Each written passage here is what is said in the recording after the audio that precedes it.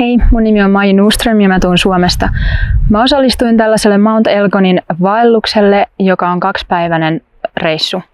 Tää alkoi eilen perjantaina sillä, että meidät haettiin kyytiin ja ajettiin meidän kaupungista tänne, missä tää Mount Elgon sijaitsee.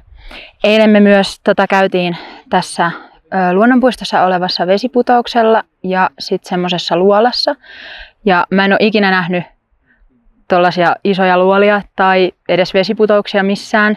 Ja ne oli aivan uskomattoman hienoja ja opastus niissä ja niihin ja sitten myös kerronta niiden historiasta oli aivan todella ammattimaista ja hyvää.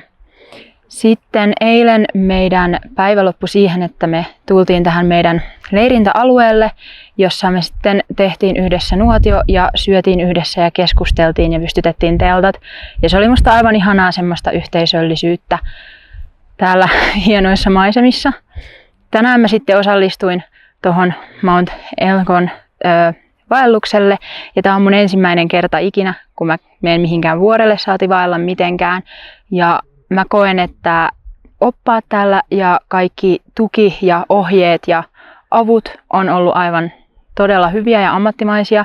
Mua pelotti ihan hirveästi, mutta mä pääsin vuoren huipulle ja se oli aivan todella upeeta ja ihan semmonen ennennäkemätön kokemus, minkä toivon, että joku muukin kokee.